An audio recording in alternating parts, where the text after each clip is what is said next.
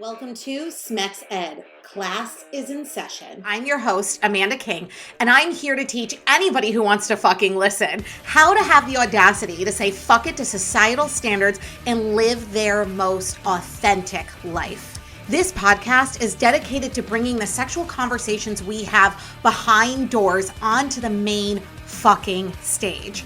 Because sex, masturbation, squirting, guess what? It is all normal. And by bringing these conversations to the forefront, we help people feel less alone in this world. We help them feel safe. We help them gain their power back. We help them step into their confidence and express themselves sexually in this world unapologetically. Because it takes fucking audacity to be your truest self. And we have a boatloads of audacity all up in this bitch. So let me ask you this. Are you ready for some epic shit? Hello, everybody. So we did a little bit of a segment the last time I was on here about answering your anal sex questions. And so I went through all of the questions that I have received over the last few months from different people, and I'm trying to categorize them into little, lessons and or trainings we can do. And so since we did one on anal sex, I want to focus on the female body, answering questions about the female body today, answering questions about riding, answering questions about orgasms, answering questions about creaming and squirting and just self-confidence in general when it comes to being a vulva owner and just owning pleasure to its finest. So let's dive in. So the first question we are going to discuss today is about female orgasms. If a woman has multiple orgasms, do they get more intense or less intense as they go on? So we're going to start at the beginning and just define what multiple orgasms are, because multiple orgasms are different from blended orgasms. Those are two separate things. So a multiple orgasm is when a person has an orgasm, kind of goes over the climactic hill, then they settle down. Their body comes back to almost a normal state. It's still a little heightened, but your blood pressure drops, your breathing kind of drops, you get more into a relaxed state. Then you climb back up the climactic hill again, have another orgasm, and repeat the process. The female body, or the vulva owner's body, has this huge, incredible ability to have one orgasm after the other after the other. The amount of orgasms that a vulva owner can have in a solo session and or partner play really varies depending on that person. Some vulva owners find it easier to orgasm multiple times during solo play because there's less pressure on them. They feel the safest with themselves. They know their body the best, and so they're able to achieve those a little bit more quickly by themselves than with partners. Others may achieve it with partner play and not with solo play, because with partner play, it's a bit more interactive, intimate, connective. And so it really honestly depends on that person, how many orgasms they can achieve in a short amount of time. Now, is the very first orgasm a vulva owner have the best one and then they tamper out, or do they increase with the amount that they have? Does the intensity increase?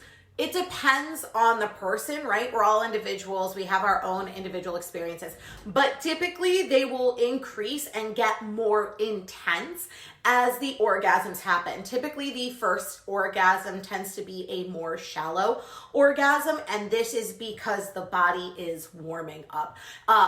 Vulva owners take on average 20 to 40 minutes to become fully aroused, especially in their clitoris, right? The clitoris is made of erectile tissue, the same tissue that is made of a penis. So if you are sitting here and you are participating in foreplay with a vulva owner, it's going to take a while to warm up the bus.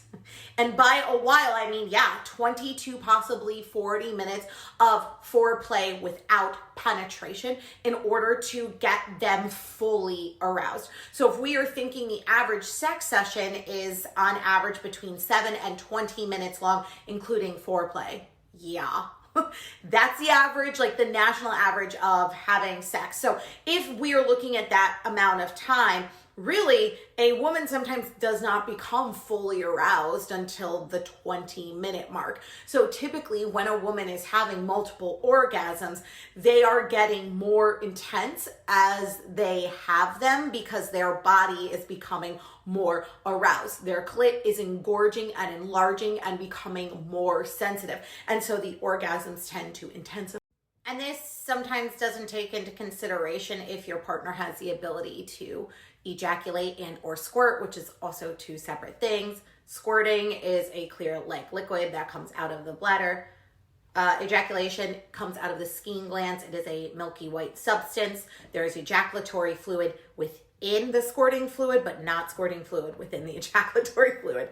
I know it can be confusing, but those are two separate things. So also with those things, the more those tend to happen. So the first time your partner squirts, it may be intense, but the times that it continues to happen, it gets more and more intense. And also be aware that there are times where your partner will squirt and not have an orgasm and then orgasm and not squirt, right? They're not one and the same, right? They can happen together. They can happen separately. So your partner may squirt but not have an orgasm and then have multiple orgasms and then squirt again, and or they may squirt a lot at the beginning and then stop squirting, and that's where they tend to have like more full body orgasms or creaming. Creaming can happen as well before, during, or after a orgasm. It really depends on the person. So the vulva owner has the ability to have all of those one right after another or kind of mixed in there depending on their comfortability, their safety, their, what's the word I'm looking with, their connection to their own body as well. Because in order to allow yourself to feel that precipice of pleasure, you have to feel safe within your own body to know that when this is happening, this is a good style intensity, because we tend to freak out when things get intense, and multiple orgasms and squirting or creaming episodes tend to get very intense because your body gets really sensitive because you become super aroused. So that intensity is safe always. Okay, now let's address penis owners. Can penis owners have multiple orgasms? Yes and no. So through ejaculation, penis owners typically can have one orgasm and then they have what's called a refractory period. This is a rebound time where they have to basically come back down, get erect again in order to ejaculate. The rebound time varies depending on person to person and sexual activity to sexual activity. So typically with ejaculation, they can have multiple orgasms, but there's a longer duration in between. Now, when we look at prostate orgasms, the prostate is known to be able to be a spot on men that can have multiple orgasms with no refractory period. And we spoke about this the other day. So it is the closest you can typically get to a vulva owner's multiple orgasm is through the prostate. Prostate play is obviously part of anal play, inserting your fingers or toy 2 inches within your anus in order to feel for a pebble-like stone that you kind of press on. It's like ringing a doorbell, right? You want to put pressure on it. This can cause men to ejaculate with their orgasms or not. They are just a full-bodied orgasm. If I was going to compare it, which I don't know if it's the same comparison, but I would say it's almost like a cervical orgasm. For women, a cervical orgasm for a vulva owner is a deep orgasm, because when a vulva owner becomes aroused, their vaginal canal actually stretches. Typically it's between 2 to 4 inches. When they become fully aroused, it goes 6 to 8 inches. A cervical orgasm is the deepest orgasm that a vulva owner can have. So it is deep, it is full bodied, you feel it everywhere. That's what I would think a prostate O would be similar to.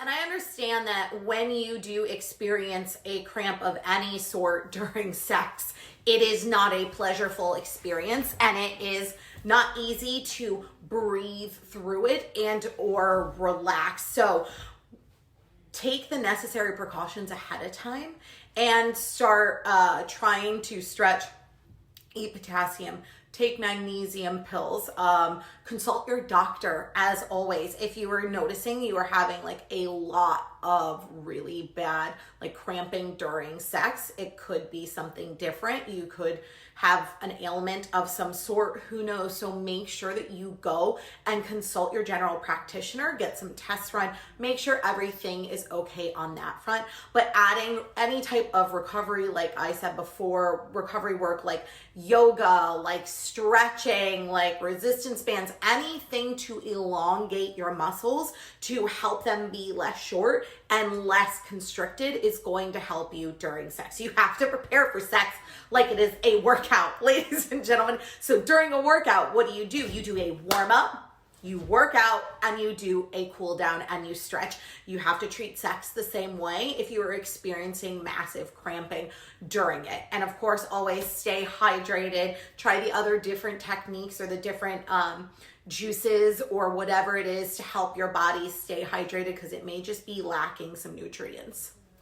So let's unpack this question about riding and precum and what it is, because there's a lot in here. So when you are riding your partner, if they're a penis owner and you're a vulva owner, yes, it is about the up and down motion, but it's also about the front to back motion. It's a grinding motion. So if you are struggling being on top because you struggle getting out of breath with the up and down, the bouncing, and you don't want to sound like you are hyperventilating, here are a few tips. Number one, it is exercise once again. So you're going to breathe heavily. If you are on top and you are leaning forward into your partner and you are in his ear and you are holding your breath, that's never good, because it's going to make you actually a lot more tired if you are holding your breath. So if you're becoming self-conscious about leaning into his ear, don't lean into his ear. Sit back and go and grind forward and backward rather than bouncing up and forward. Kind of go forward, backward, forward, backward, forward, backward.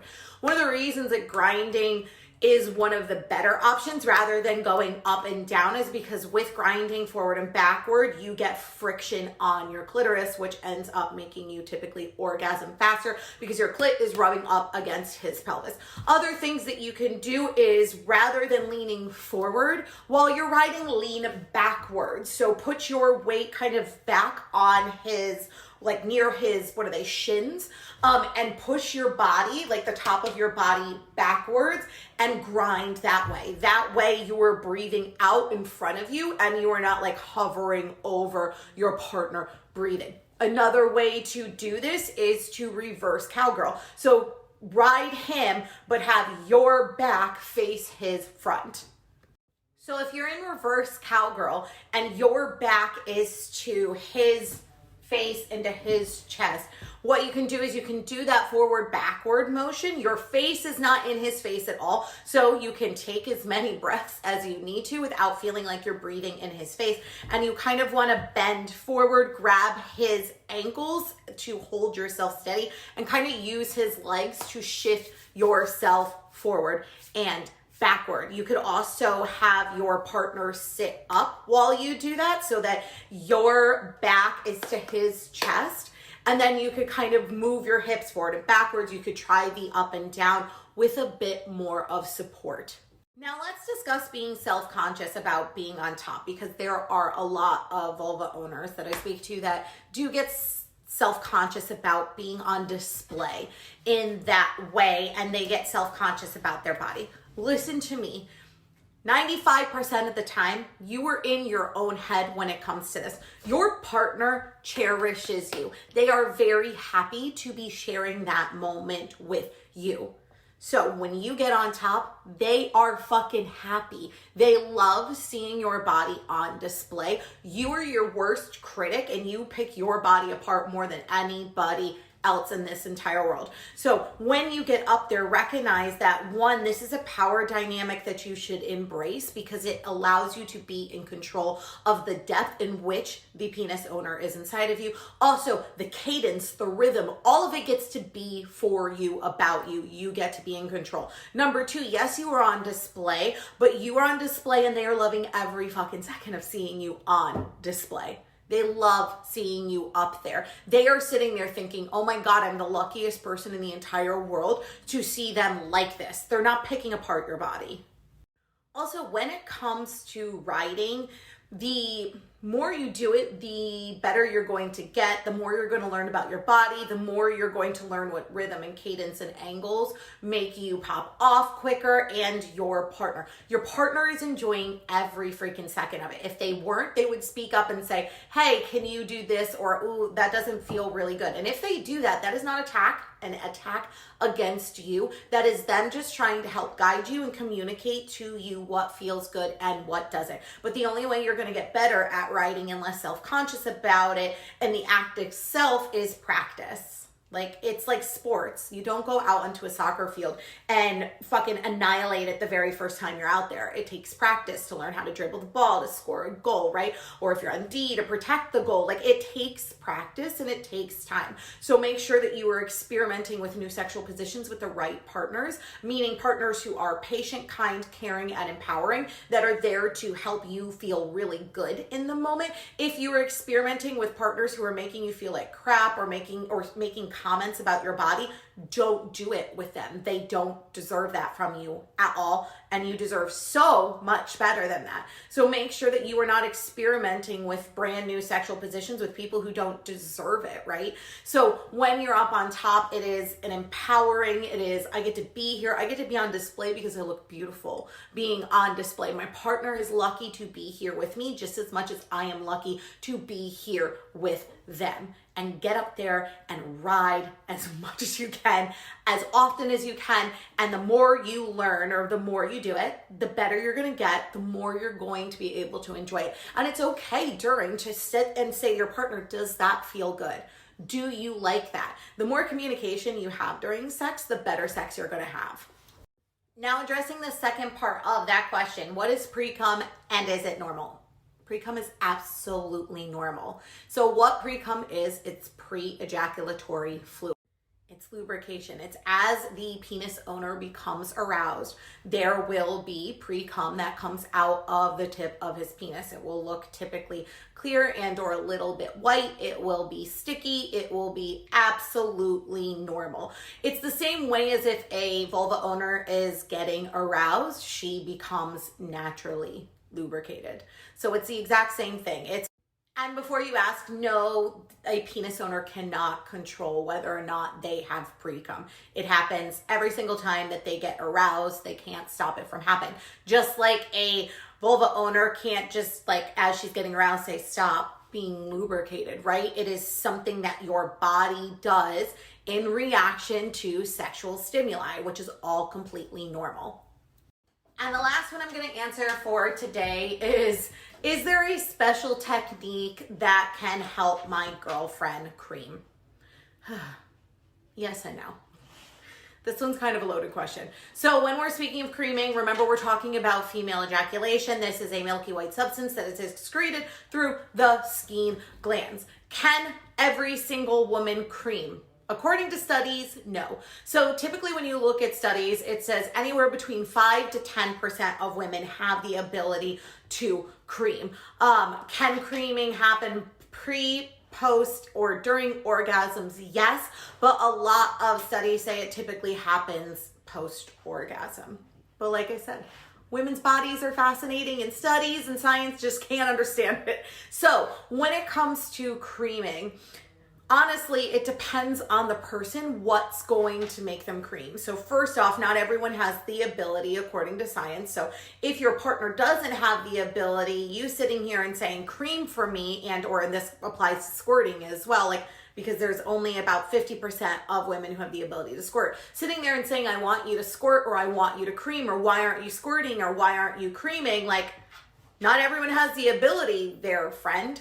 And so if you're sitting there and you're adding that pressure onto your partner, that is going to make them not enjoy the session as much. And I think a lot of penis owners, and this is my 2 cents, glorify creaming and squirting for their entertainment, their validation, and their enjoyment, rather than recognizing what it is, which is the vulva owner's ability to feel extreme pleasure and allow a release to happen from that pleasure. And that's what it should be about, not about your partner feeling or needing that validation because they did it because of them. If your partner has the ability to cream or squirt, they are going to be the one who knows what makes them cream and or squirt. If it is happening by accident, because I get a bunch of vulva owners who will message me and say, oh my God, it surprised me, it happened. I didn't even know I had that ability. That's okay too. It's because you're so relaxed and enjoying the moment that you let your body naturally do what it wants to do. And the second you start hyperfixating on, oh, well, I want to cream or I want to squirt or I want to do this in order to make my significant other happy because they want it to happen, guess what happens? It doesn't happen. It pulls you completely out of the moment. It tends to actually stop all orgasms in general because you get up in your head about it rather than recognizing it is just something your body naturally does and that you have the permission to just sit back, relax, and let your body take over. And so when it comes to what makes your partner tick, ask your partner. I think it's so interesting when people ask me about oral sex tips or they ask me about blowjob tips, or they ask me how to have the best sex when the person that they should be discussing it with is sitting right across from them and they could be having that conversation with them. But I understand it's a vulnerable conversation and it's scary, but I can't tell you what your partner wants. Only your partner can, because we are so individualized, and what gets me off and turns me on isn't going to be the same for your partner. The techniques that work to make my body do what it's gonna do may not be the same techniques that get your partner there. So if you want to know the best way to please your partner, it's about having the courage and bravery to have that conversation of saying, tell me what you like. And if your partner doesn't know, this is where you encourage your partner to explore their body on their own so that they can come to these partner sessions and give you more information on what works for them. And even if you're in here watching this or listening to this and you're sitting here and saying, oh my God, well, I don't even know what gets me off, I'm unsure, you should start self-exploration. Masturbation, man, it's the best way to learn your body and what you need when it comes to being able to reach climactic state. Because if you don't know how to turn your body on, it is difficult to communicate to other people what gets you off. And it's not really your partner's job to know what gets you off. Obviously, they're coming and they're bringing their own stuff to the table and their own tips and tricks and things that they've learned from past partners. But once again, everyone's fucking different. So something that may have worked with a past partner, there's a fingering technique that like that past partner absolutely loved. And then when they do it to you, you're like, this is not great. I don't like this. Speak up and say something, because the only way it's going to get better is if you both communicate and you guys kind of put your egos to the side and say, hey, can you try it this way? I like it this way. And if you don't know what you like, being able to explore your body through solo play is going to be a game changer for you. Number one, because it's going to get you more comfortable with your body. Number two, it's going to get you more comfortable of what your body is capable of, because after you give yourself multiple orgasms or squirting episodes or creaming episodes, you're gonna be like, my body is fucking incredible. It's a powerhouse. And anybody who gets to explore this body with me, that's a fucking gift. And they should enjoy it and like fucking, what's the word I'm looking for? And just like, they should praise it. And if they don't, they're not worth my time and energy. So make sure that you are exploring yourself to get to know yourself better in order to communicate it with your partner. And that is all that I have for you guys today. As always, if you have any follow-up questions, feel free to message me on my social media platforms or go to smexed.com and submit your questions to the Ask the Writers page. It's always underneath the most recent issue. That's the best way to submit your questions. I'll say it until I'm blue in the face, because it helps us keep track of your questions rather than me screenshotting it on social media and then it like living in the plethora of screenshots that I have on my phone. But if you have any follow-up questions, feel free to message me. And yeah, I hope this helped you. If you need any clarification, feel free to message me. But yeah, guys. Thank you so much for listening to Smex Ed with Amanda. And some parting words for you today. Remember this: no matter how hard society pushes you down, no matter how many times you fall, as long as you get the fuck back up, they can never stop you. You are unfuckable with. You will win. Don't allow this world to dictate how you show up in it. Don't allow society to make you bend the knee. Instead, make them bend theirs. And don't forget, if you like what you heard, go on to iTunes and Spotify and leave your girl a review. Until next time, my beautiful people.